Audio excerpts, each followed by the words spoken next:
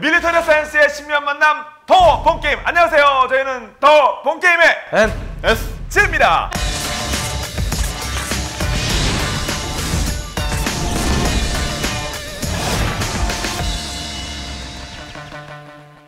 이번 시간에 지난 시간에서 계속해서 미국과 중국의 해양 다툼에 대해 살펴보도록 하겠습니다.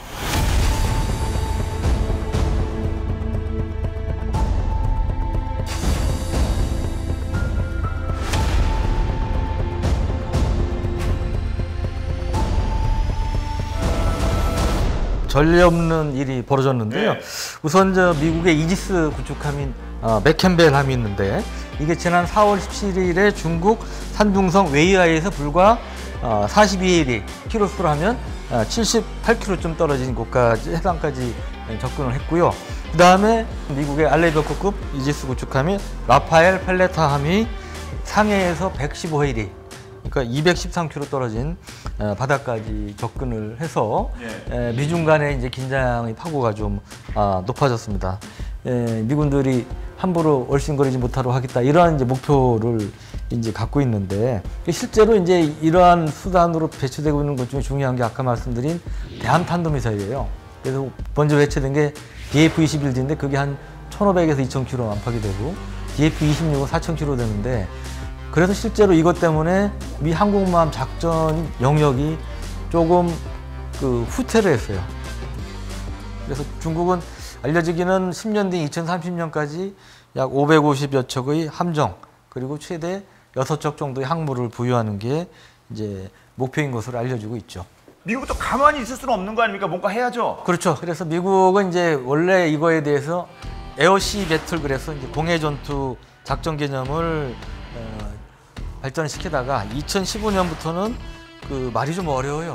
영어약으로 JMGC라고 그러는데 국제 공역에서의 접근과 기동을 위한 합동 개념이라는 것을 발전시키는데, 이 조인트 컨셉트 포 액세스 앤드 모노버 인 더 글로벌 커먼스 이라고요. 그 JMGC는 이게 이제 공해 전투 개념과 달리 중국의 의지를 무력화하는 데 무게를 두고 있다고 볼 수 있는데, 이제 이걸 실현하기 위해서 미국은 우리가 전에도 얘기했던 무려 척당 5조 원 하는 가장 비싼 구축함 주말트급이라고, 이 스텔스 구축함을 비롯해서 F-35 스텔스기, 고출력 마이크로웨이브 같은 이제 신무기들을 장착한 이런 무기 체계들을 계속 이제 증강을 시키고 있고요. 또 2018년 5월 30일부로 기존의 태평양 사령부를 인도 태평양 사령부로 개칭을 하면서 동북아 지역의 이런 작전 개념을 남중국해를 포함한 인도태평양 지역으로 이제 확장을 했습니다. 또 하나 이제 여기서 이제 재밌는 게 등장하는데, 유령함대. 유령선이 아니라 유령함대. 예. 뭐 영화 제목 같죠. 근데 실제로 2024년, 그 4년 뒤에 그 유령함대를 건설을 해서 아까 말씀드린 대한탄도미사일이라든지 이런 중국의 군사적 위협에 대처를 하겠다고 미국이 선언하고 지금 발전시키는데, 요지는 뭐냐 하면 무인 수상함, 무인 잠수정 같은 거를 191척을 건조하겠다는 거예요. 그 유령 우리가 생각한 그러니까 그게 아니라 사람 안 타고, 더구나 또 이거는 상당수가 스텔스입니다. 레이더에 안 잡히니까. 딱 유령선인데요. 사람 안 타고 잘 안 보이잖아요. 또 앞쪽에 이제 유령함대를 내보내는 거예요. 내보내니까 이거는 뭐 의도마저도 사람 죽거나 뭐 다칠 염려가 없으니까 부서지면 그만이잖아요. 그러니까 대한미사일, 대지미사일 이런 거 쏴가지고 대한탄도미사일이라든지 뭐 아니면 중국의 항모전단 이런 거를 공격하고, 그래서 1차로 무력화한 다음에 항모전단에 있는 전력으로 중국의 나머지 전력들을 초토한다. 이제 그게 이제 미국의 새로운 이제 작전 개념이죠. 서로 이거 막 치고받고 그러니까 계속 항상 이거는 창과 방패로 에스컬레이트 되면서 발전하는 거죠. 실제로 미국과 중국이 이렇게 정말 물리적 충돌이라고 해야 되나요? 붙은 적이 있나요? 일촉즉발의 상황이 있었죠. 2018년 9월 30일에 남중국해 게이븐 암초에 12해리 이내를 지나고 있었죠, 미국이 또. 특유의 12해리 안쪽으로 일부러 지나가던 미국의 구축함인 USS 디케이터 하고 중국의 타입 052D형 구축함이 초근접 대치를 했는데, 이 란조우함이라는 이름이 붙어있죠. 초근접 대치를 했는데 이 대치의 거리가 얼마였냐면 45야드. 그러면 45m가 안 되는 건데요? 41m죠. 그렇죠. 발 빠른 사람은 5초 내에 뛰는 거리예요. 예. 아니 배는 지난번에 저 그 구남제에 가서 봤습니다만 브레이크가 없어서 방향 전환이 막 잘 안 되는 거 아닙니까? 근데 41m면 이건 진짜 붙은 건데요? 붙다시피 한 건데 이거는? 45야드면 육지 자동차 같으면 어느 정도의 이 접촉 사고 날 뻔한 거냐? 쉽게 가면 접촉 사고 날 뻔한 거잖아요. 근데 거의 수십 센치 간격으로 지나간 거 비슷하다고 그러더라고요. 예, 문콕 직전인 예, 거죠, 그러니까, 진짜. 41m. 육지 배가 같은 얼마나인데요, 예. 영화 보면 이렇게 막 이렇게 그 악당이랑 주인공이랑 막 자동차 막 붙잖아요. 그렇죠. 누가 먼저 뺀다 꺾는 사람이 지는 거 아닙니까? 그럼 그 사람이- 상황까지 간 거 아니에요. 니네가 빼 41m인데. 미국이 꺾었어요. 그리고 결국 미국이 틀었군요. 예. 41m까지 근접한 두 구축함은 꽤 나름 뭐 중국하고 미국 입장에서는 이거 우리 그 자랑스러운 뭐 자랑하면은 구축함 그 급인 구축함들인 거 아니면 조금 내려간 급인가요? 여기 주목할 만한 것 중에 하나는 미국이 이제 워낙 주력 함정이 알레비어급 이지스 구축함이니 그렇다 치고 중국의 함정이 9052 D급 비교적 최신형 이지스 구축함이었다는 거예요. 중국 이지스함은 원래 이지스함이 아닌 거죠. 미국 이지스 시스템하고 다른데 위상 배열 레이더를 장착한 같은 방식의 그런 함정이어서 중국판 이지스함이라 부르는 건데 여간간에 052D형은 지금 나온 지 얼마 안 된 055형 빼고는 가장 최신형입니다. 그래서 양쪽에 이지스함끼리 붙었다. 그런 면에서 이제 주목을 한 건데 알레비어급은 뭐 두말할 나위 없이 뭐 이지스함이 대명사고 네. 여기에는 뭐 대공 대함 외에 토마호크 크루즈 미사일도 이제 장착을 하고 있고요. 이지스함 중에 전 세계에서 가장 많은 숫자 80척 이상을 보유하고 있으니까 그 탄도미사일을 요격할 수 있는 SM-3 요격 미사일까지 이제 장착을 하고 있습니다. 당시에 대체했던 함은 디케이터인데 이게 알레이버급부터 플라이트 1, 2, 3에서 이제 그 단계적으로 업그레이드된 여러 가지 형이 있는데 이거는 이제 플라이트 2급이에요. 그래서 만재 배수량이 8,400톤급으로 아주 최신형은 아니죠. 중간 정도 되는 그런 거. 네. 중국의 052D형을 조금 더 얘기를 드리자면 2012년에 처음 진수됐고 현재 11대가 실전 배치가 되어 있는 상태고 네. 수직 발사 시스템이 64개가 있어요.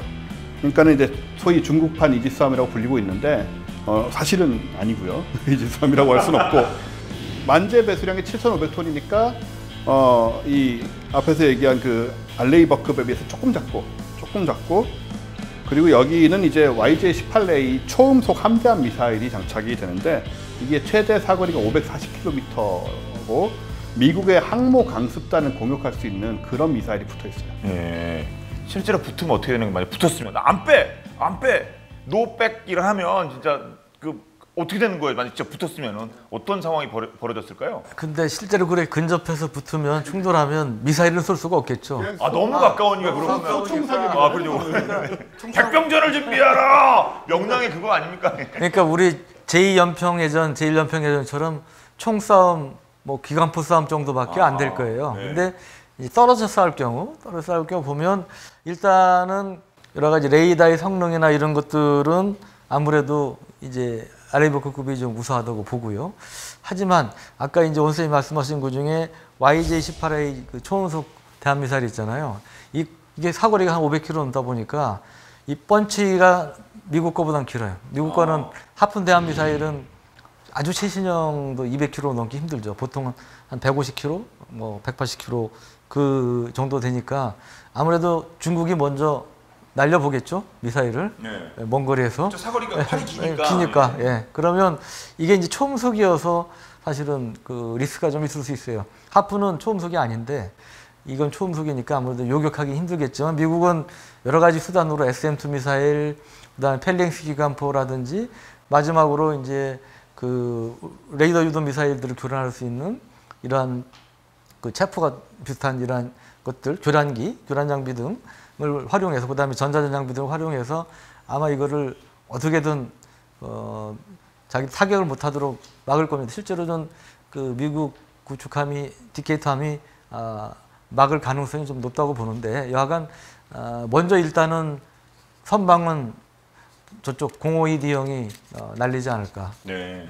결과는 그렇다고 맞춘다는 보장은 없지만. 그래. 선빵 필승이라는 법은 없다. 예. 대비 체제를 하는데 우리 옛날에 방송에서 얘기했듯이 이제 두 가지 방식이 있잖아요. 하드킬하고 소프트킬이 있는데 하드킬은 날아오는 걸 부시겠다는 얘기고요. 하드킬로는 이제 대공 유도 무기하고 함포, 뭐 근접 방어 시스템 이런 것들이 있는 것이고 소프트킬은 전자전 장비, 그 다음에 대함 유도탄 기만 체계, 소위 디코이라고 그러는 디코이 시스템이라고 그러는 하나는 체프하고 하나는 플레어인데 체프는 공중에다가 전파를 잘 반사시키는 물질을 이렇게 뿌리는 건데 요즘은 알루미늄 조각이 아니고 실같이 가는 이런 것들을 써요.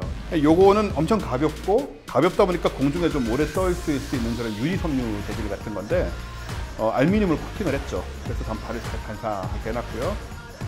특히 이제 상대방의 그 미사일을 유도하는 레이더의 전파를 알게 되면 전파의 주파수와 파장을 알게 되면 거기에 맞춰서 쏠 수가 있죠. 그러면 이제 물론 이제 접근하는 게 필요하겠지만 그러면 이제 꽤나 무력화시킬 수 있는 그런 기술이고요. 그리고 플레어는 적외선을 내뿜는데 초점을 두고 있으니까 열이 나야 되죠. 투하하면 바로 이제 열기를 뽑는 마그네슘 같은 거. 우리 옛날 흑백 영화 보면은 그 카메라 프레쉬로 쓰던 거 기억나세요? 빵! 예, 이래가지고 연기 펑 나고 팡 하고 이렇게 들고 있잖아요, 옆에서 불 붙이고. 그게 이제 마그네슘으로 그게 마그네슘이에요? 열과 빛을 내는 건데 그것과 비슷한 거다라고 생각하시면 되고요. 그래서 적 미사일이 날아오면 이걸 투하하면 이제 얘를 이제 쫓아가게 만드는 그런 단순한 원리인데 이 초창기 플레어는 그냥 진짜로 열만 내는 것만 초점이 맞춰져 있었어요. 근데 이것도 나름 첨단화 돼가지고 지금은 특정 주파수 대역의 적외선을 그러니까 열 온도를 조절하는 거죠. 그래서 특정 주파수 대역의 적외선을 다량 방출하는데 주안점을 두고 해서 이것도 어느 정도 맞춤이 가능한 그런 기술이 돼 있어요. 근데 최근에 이제 미 해군 이지스함 등이 이 중동이나 아프리카 연안에서 이 반군으로 추정되는 적대 세력들로부터 이 대함유도탄 그 피격 위험에 노출되는 이런 사례들이 자꾸 생긴다고 그래요. 그러다 보니까 이 대함 미사일 기만 체계를 좀 보완할 필요성이 제기되고 있는데 예를 들어 체프탄의 경우는 너무 이 채공 시간이 짧다는 문제, 그 다음에 이 전방이 방어 능력이 이제 부족하다는 것들, 그리고 상대적으로 RCS 레이더에 나타나는 이 표적이 크기가 커야 이게 기만이 될 거 아니에요. 그러니까 함정보다 훨씬 작으면 원래 목표물대로 가겠죠. 그러니까 그런 것들로 인해서 대한미사일 방어 능력이 좀 취약하다는 이 단점이 있었어요. 그래서 미 해군이 이제 이런 것들을 보완하기 위해서 이 체프 대신에 이 영국 해군이 이미 이제 운용을 하고 있는데 FDS 플로팅 디코이 시스템, 부유식 대함미사일 기만 체계에 주목을 하고 있는데 이 FDS를 이제 긴급 소요로 확보를 해서 중동, 아프리카, 남중국해 등에 배치되는 이지스함에 우선적으로 탑재를 하고 있다고 합니다. 이거야말로 유령선인데, 근데 배같이 생긴 건 아니고요. 요거는 이제 한 20분 정도의 바다에 떠 있을 수 있는데 움직임이 배하고 비슷하게 물에 뜬 상태에서 움직이고, 그 다음에 360도 전방위의 방위가 가능하고, 무엇보다도 배보다 훨씬 큰 RCS를 만들어요. 아, 그쵸. 배 RCS보다 작으면 어차피 신경 안 쓸 거 아닙니까, 미사일. 그러니까 스텔스 개념하고 반대라고 생각하시면 됩니다. 아, 뻥튀기. 예, 뻥튀기. 예. 그러니까 왜냐하면 크기가 배만큼 클 수는 없으니까. 그쵸. 이 구조라든가 이런 재질을 통해서 더 많은 전파를 반사시키는 거죠. 그래서 큰 배처럼 보이게 만드는 그런 기술이고, 이거는 전투 체계하고 운영 안 시키고 그냥 띄워놔도 되는 것이고, 사실 그냥 띄워놓으면 누구나 레이더에서는 배로 보이니까요. 네.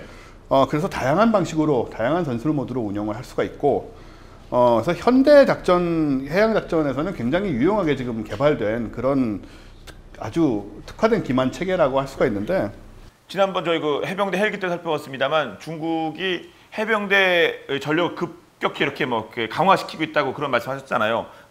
당연히 또 미국도 봐라 이거 아니겠어요? 미국 견제 그런 의미도 있겠죠? 네, 그러니까 중국이 이제 그 웨이보 공식 계정인 그 인민해군이라고 있는데 이런 글을 올린 적이 있대요. 해군에는 5애가 있다. 첫째는 잠수함, 둘째는 수상함정, 셋째는 항공병, 넷째는 육전대, 그리고 5째는 해안방어부대다.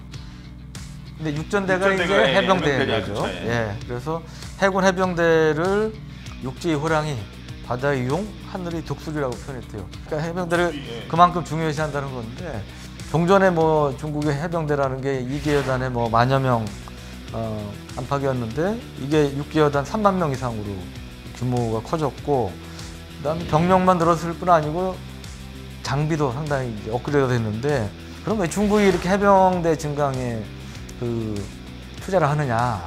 그거는 몇 가지가 이유가 있겠죠. 우선은 중국이 이제 최근에 1대1로라든지 이런 세계에서의 그 영향력 확대를 계속 추구를 하는데, 거기에 있어서 이제 해병대가 필요한 부분이 있을 것이라는 것이고, 두 번째는 남중국해 아까 말씀드린 인공섬 계속 만들고 있는데, 이런 것들을 방어하는 목적. 또 하나 이제 소위 다워이라고 센카쿠 열도 이런 데서도 이제 섬을 둘러싼 쟁탈전이 벌어질 수 있잖아요. 그러니까 그 섬을 이제 점령해야 될 필요성이 생긴다든지 뭐 이런 경우, 이제 거기에 대해서 뭐 일본도 이제 해병대 만들었습니다만, 이제 그런 것들에 대비하는 것이 아니냐, 이런 이제 추정들이 나오고 있죠. 실제로 지금 중국이 5월부터 보하이만에서 이제 7월까지 실시하는 11주간의 종합훈련에 들어갔는데, 여기에 뭐가 있냐면 해군 육전대가 대만에 상륙하는 것을 상정하는 훈련이 포함되어 있어요. 오는 8월에도 하이난다오라고 해남도, 예, 해남도 부근에서 대만이 이제 시료 지배 중인 동사군도라고 있는데, 거기를 공격해서 점령하는 시나리오 훈련을 계획 중이다라고 하니, 예, 대만 입장에서는 불안하고, 여기에 물론 모두 해군 육전대가 다 동원됩니다. 네. 해병대 마린 하면은 딱 미국인데, 예, 미국 중국 쪽에서 그렇게 이 마린 쪽에서 이게 뭔가 이렇게 들어오면 가만히 있을 수 없는 거 아닙니까, 미국도. 해병대 사령관이 바뀌었는데, 그 뒤에 이제 사실은 미 해병대 작전 개념이 이게 좀 좋게 표현하면 획기적으로 엄청 바뀌고 있어요. 그래요? 예, 해군과의 합동 작전 능력을 이제 강화하는 거, 그다음에 전력 구조도 이제 확 이제 바꾸는데, 예를 들면 이 병력이 이제 18만 9천 명에서 17만 명 정도로 줄어드는데, 병력만 줄어드는 게 아니고, 원래 이제 우리 한미 간에 해병대 연합훈련 많이 하잖아요. 포항 이런 데서 보면 그 상륙하면서 이 전차라든지 뭐 장갑차들, 그다음에 우리 공기부양정 LCAC 이런 데서도 미군 전차, M1 전차 이런 거 많이 나오지 않습니까? 근데 이 미 해병대가 사실 전차, 장갑차 이런 거 상당히 많이 보유하고 있는데, 이런 중장비를 대거 줄인다는 거예요. 그래요? 예, 그리고 대신에 무인기, 뭐 무인보트, 레이저 무기, 뭐 장거리 미사일, 뭐 이런 걸로 무장한 다수의 소규모 부대 위주로 운용을 한다. 그럼 왜 그러냐? 이게 이제 소위 동중국해와 남중국해 등에서의 어떤 중국과의 충돌 가능성에 대비한 이제 그런 이제 작전 개념에 따라서 이제 대변신을 추구한다는 건데, 이게 사실은 우리 입장에서는 좀 생각해 볼 문제입니다. 왜냐하면 우리가 이제 유사시에 이제 전제는 그거죠. 북한이 만약에 전면 남침을 할 경우 방어하고 반격을 하게 됐는데, 그때 이제 원산이나 이런 데 이제 대규모로 한미가 상륙을 하게 됐는데, 네. 그때 이제 미 해병대가 같이 대규모로 들어가죠. 병력 장비가 투입이 돼서. 근데 거기에 이제 미국 해병대 전차, 장갑차 뭐 이런 것들이 상당히 우리가 도움을 받아야 되는데, 이제 그게 없어진다는 거예요. 완전히 없어지지 않지만 거의 없어지다시피 한다는 건데, 그럼 우리도 사실은 이제 한미 연합 해병대 작전이 확 바뀔 수밖에 없는 상황인 거죠. 같이 맞춰가야 되는 맞춰가야 부분이 되니까. 있을 그래서 테고, 그렇죠. 뭐 아직 좀 더 두고 봐야는 하겠습니다만, 이 부분에 대해서는 우리가 상당히 촉각을 곤두세우고 좀 볼 필요가 있다. 이제 그런 거고요. 미국의 그럼 해병대의 어떤 뭐 전략 전술의 변화까지 이렇게 들어보니까, 미국, 중국 이런 뭐 다툼이 그냥 멀리 그래 뭐 멀리 떨어진 남의 나라 얘기 같진 않거든요. 우리가 보면 영향이 있긴 있겠죠. 일단 가깝고요.